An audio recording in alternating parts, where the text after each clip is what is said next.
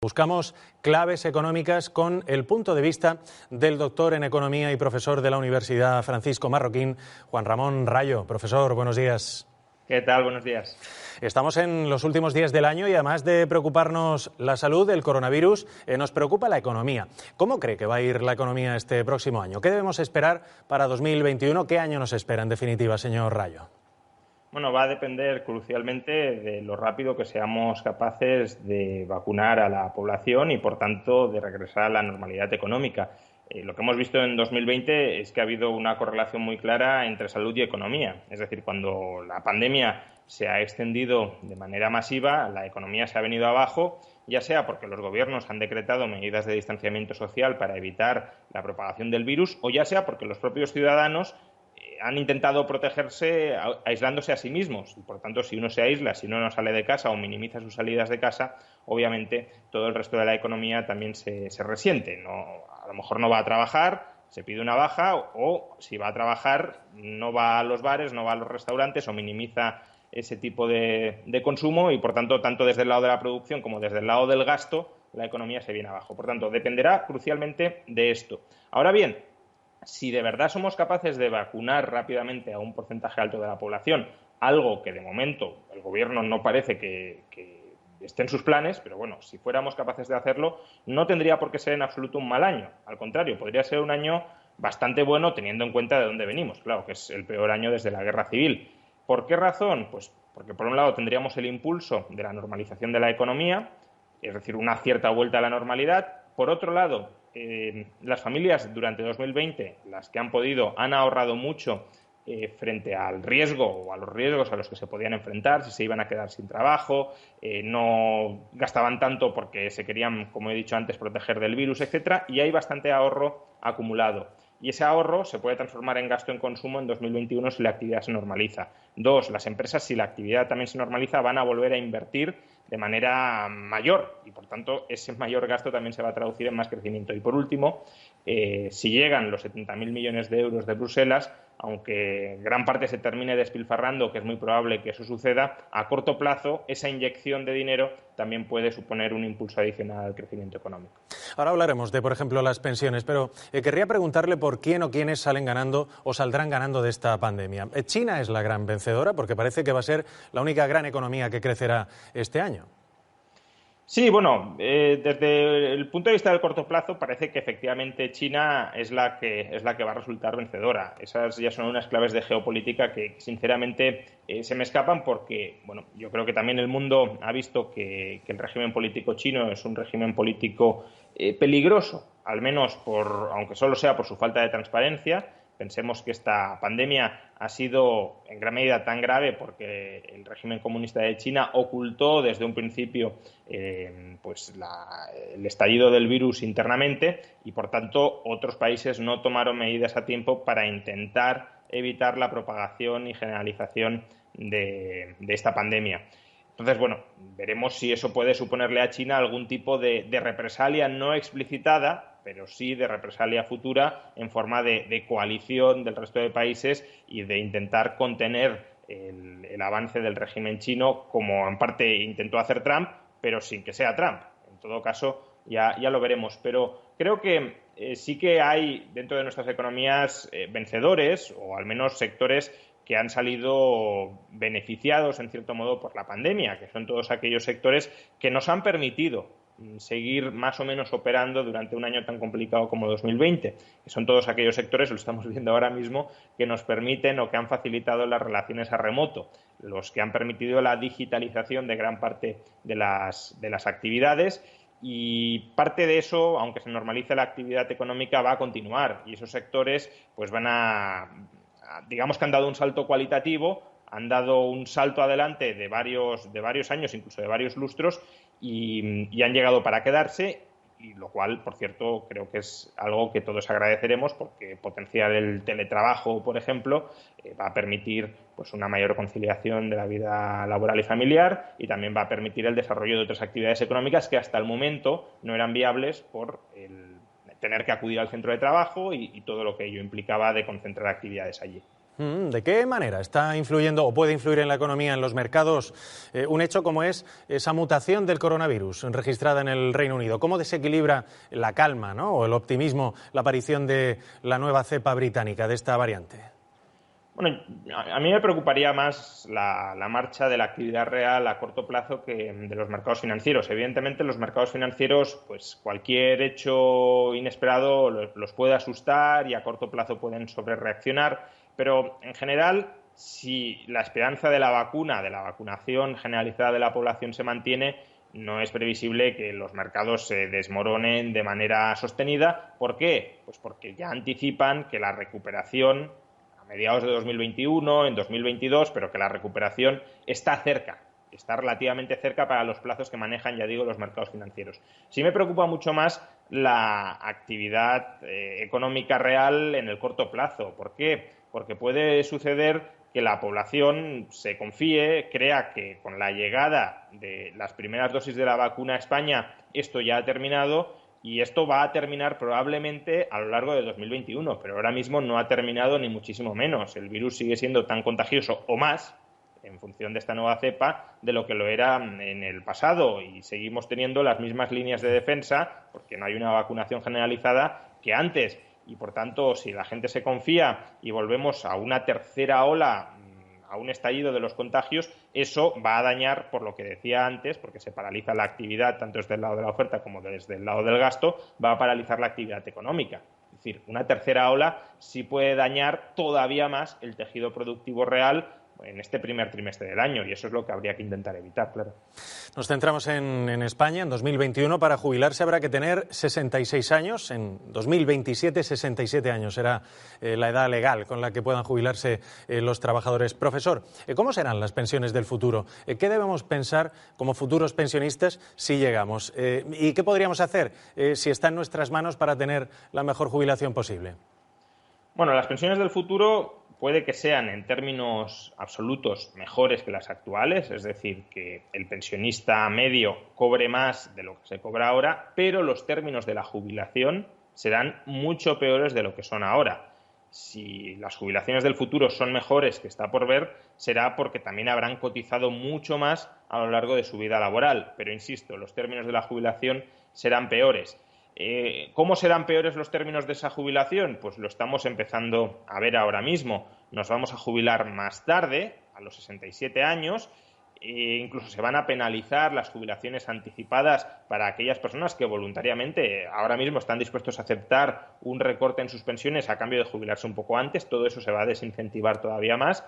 Va a haber un cambio en el método de cálculo de las pensiones, de tal manera que no se van a calcular con los últimos 25 años, sino con los últimos 35. Muy probablemente esta sea una medida que aprobarán este año. Y en todo caso, a lo largo de los próximos lustros, vamos a ver cómo se calculan con toda la vida laboral. Creo que de eso no hay demasiadas dudas. Muy probablemente, no ahora mismo, pero sí en los próximos años, vamos a ver cómo se eleva el número de años que hay que haber cotizado para cobrar el 100% de la pensión, probablemente hasta 40 años, de tal manera que aquellos que no hayan cotizado 40 años no cobrarían el 100% de la pensión. Y también vamos a ver, esto también muy probablemente se va a reimplantar este año, cómo conforme se incrementa la esperanza de vida, los nuevos pensionistas van a ver recortada su pensión. Esto es lo que se conoce como factor de equidad intergeneracional, que se aprobó en 2013, se ha suspendido desde entonces, pero no mucho tendrá que volver a reintroducirse porque es una de las exigencias de la Comisión. Por tanto, al final nos jubilaremos peor, nos jubilaremos en peores condiciones. Va a haber un salto mayor en el nivel de vida desde que estamos trabajando al momento en que nos jubilamos. Los jubilados van a vivir relativamente peor, no absolutamente peor, pero sí relativamente peor de lo que viven ahora mismo y de lo que viven los trabajadores o de lo que vivirán los trabajadores en su momento. Por tanto, si uno no quiere dar un salto a la baja muy importante cuando se jubile, no quiere pasar de cobrar 100 a cobrar 40, tendrá que llegar a la jubilación con ahorro que complemente las exiguas o las menores pensiones públicas que quedarán en el futuro. Se suele decir que las crisis abren oportunidades para crear nuevos negocios o para adaptar los ya existentes. Estamos en plena pandemia, que no se nos olvide, y la incertidumbre por si hay una tercera ola está ahí. En el horizonte económico, además, están los fondos europeos a los que mencionaba hace unos instantes, que pueden servir para reflotar la economía. Señor Rayo, en su opinión, ¿qué retos tiene España para el año que viene? ¿Qué reformas tiene pendientes a escasos meses de recibir la inyección europea? Bueno, lo primero que tendrían que hacer los políticos es, a este respecto, dejar de mentir, ¿no? Porque cuando se nos concedieron los fondos europeos se nos aseguró, por ejemplo, lo dijo el vicepresidente Pablo Iglesias, que estos fondos no implicaban condicionalidad en términos de reformas o, a lo sumo, empleo este término, una condicionalidad blanda. Ahora mismo estamos viendo que esto no es así. Bruselas nos está exigiendo de entrada una reforma de las pensiones. ¿Por qué? Pues porque el gasto en pensiones no es sostenible en el tiempo y lo que nos piden es que no nos den dinero para, digamos, dilapidarlo en un país que no tiene cuadradas sus cuentas. Tal es la condicionalidad que Podemos ya está tensionando la coalición de gobierno, negándose a aprobar esa reforma de las pensiones que nos exige Europa. Europa también nos va a exigir que no deroguemos la reforma laboral, o al menos los aspectos clave de la reforma laboral del PP, incluso que avancemos en distintos de esos aspectos clave para reducir, por ejemplo, la dualidad del mercado de trabajo, el hecho de que los indefinidos estén superprotegidos en su puesto de trabajo, sobre todo los indefinidos que ya han estado en la empresa durante varios años, y en cambio los temporales estén absolutamente desprotegidos. Bruselas también nos va a pedir que mantengamos la flexibilidad en los términos de la negociación salarial, y Bruselas también nos va a pedir otra serie de reformas, por ejemplo, en términos de unidad de mercado. Esto es algo que Bruselas ya nos ha pedido reiteradamente a lo largo de los años y que ahora mismo tendremos que aprobar para recibir estas ayudas. Si queremos de verdad que estas ayudas den resultado y ayuden a la economía española, necesitamos liberalizar la economía española muchísimo más de lo que lo tenemos. Por desgracia, me temo que los políticos van a utilizar estos 70.000 millones de euros que como poco van a llegar de Bruselas para, crear redes clientelares, comprar voluntades, hacer propaganda, dilapidar el dinero entre, organizaciones satélite, porque no olvidemos, estos 70.000 millones de euros, a diferencia de otros países europeos, van a estar totalmente controlados por el gobierno de PSOE y Podemos. Es decir, no va a haber nadie que supervise, nadie que fiscalice, nadie que tutele cómo se controlan esos fondos más allá de lo que decidan Sánchez e Iglesias. Un par de temas más para el profesor Rayo. Estos días he estado leyendo al presidente de la Federación Nacional de Asociaciones de Trabajadores Autónomos, Lorenzo Amor, no para llamar la atención sobre lo poco que aporta el Gobierno de España en ayudas a los autónomos para paliar sus pérdidas por el coronavirus. Y se queja igualmente de que somos el único país de la Unión Europea que va a subir los impuestos y las cotizaciones de la Seguridad Social a los autónomos el año que viene. ¿Qué trato considera usted que tienen los autónomos en España? Bueno, yo creo que los autónomos, sobre todo los que ingresan menos de la base mínima de cotización, están muy maltratados en España, porque están forzados a cotizar como si ingresaran casi 1.000 euros mensuales, y en cambio muchos de ellos no ingresan esa cantidad ni la mitad de esa cantidad. Y por tanto ahí sí que hay una reforma pendiente. Para los autónomos que ingresan por debajo de la base mínima, habría que permitirles cotizar en función de sus ingresos reales. Ahora bien, el Gobierno no pretende solo esto. El Gobierno también pretende extender estos mismos términos al resto de trabajadores autónomos, lo cual va a perjudicar a la inmensa mayoría de trabajadores autónomos. Porque ahora mismo los autónomos que ingresan más de la base mínima, que son la mayoría, es decir, aunque hay bastantes que ingresan menos de la mínima, la mayoría ingresa más de la base mínima, escogen por qué base quieren cotizar. Y la mayoría de los que ingresan por encima de la mínima escogen cotizar por la base mínima. ¿Por qué? Porque no confían en la Seguridad Social, y hacen bien, porque ya vemos que la Seguridad Social va encaminada a recortes futuros, y por tanto prefieren quedarse ese dinero para sí. Pues bien, el Gobierno va a forzar a que todos los autónomos, no solo los que cobran por debajo de la mínima, lo cual sería lógico y deseable, sino los que ingresan por encima de la mínima, coticen por sus ingresos reales. Y eso va a suponer, en 2021 o 2022, cuando entre en vigor la reforma, lo veremos, una subida brutal de las cotizaciones de los autónomos. Según cómo se articule la reforma, las cotizaciones de muchos autónomos podrían llegar a duplicarse o triplicarse. Yo, en contra de lo que dice Lorenzo Amor, no pediría ayudas de ningún tipo a los autónomos. Pediría que les dejen tranquilos, que les dejen de apalear con cotizaciones sociales crecientes, que si les dejan de apalear sabrán salir adelante, pero si les siguen apaleando, evidentemente los terminarán de hundir. Y una última cuestión, señor Rayo. Hay un debate abierto sobre la armonización fiscal. ¿Cuál es su opinión sobre esta pretendida armonización fiscal? Bueno, yo creo que estamos en un estado de las autonomías y autonomía significa autonomía para gastar y autonomía para ingresar. No tiene mucho sentido que se defienda la autonomía para administrar el gasto, pero en cambio no se quiera que los gobiernos autonómicos se corresponsabilicen de las decisiones que toman en materia de gastos. Es decir, lo que se busca es que los líderes regionales salgan bien en la foto ante sus electores gastando y dándoles dádivas y dándoles transferencias, pero en cambio que la decisión de subir o bajar impuestos no recaiga sobre esos líderes autonómicos. En Cataluña, por ejemplo, se ha optado por un modelo de administración que gasta mucho y que, obviamente, como gasta mucho, pues tiene que ingresar mucho y tiene que subir bastante los impuestos. En Madrid se ha adoptado otro modelo, que es gastar menos, lo que siempre se está criticando por parte de algunos, de que los servicios sociales en Madrid están muy deteriorados, etcétera, a cambio de ingresar menos. Habrá gente a la que le guste más el modelo de Cataluña, de gastar mucho más y subir mucho más los impuestos,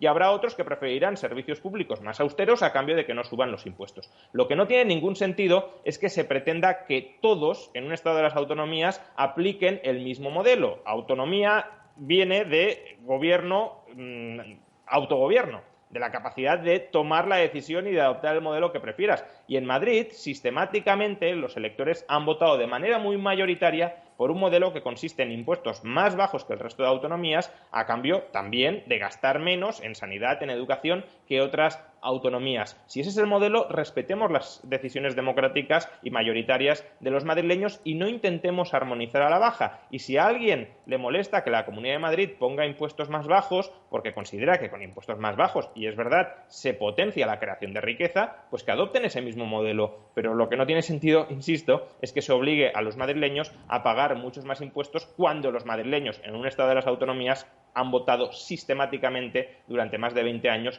que prefieren un modelo con impuestos más bajos. Y en esta línea precisamente estamos también aquí en la región de Murcia. Son las 11 y casi 59 minutos. Si les gusta lo que dice Juan Ramón Rayo, o si no les gusta, pero les interesa, les recomiendo que lo sigan en su canal de YouTube, donde tiene miles de suscriptores, o en Twitter también. Con él hemos tratado algunos temas de actualidad económica en esta última semana del año. Le agradecemos este rato, de verdad. El saludo desde la región de Murcia. Muchas gracias a vosotros. Hasta otra.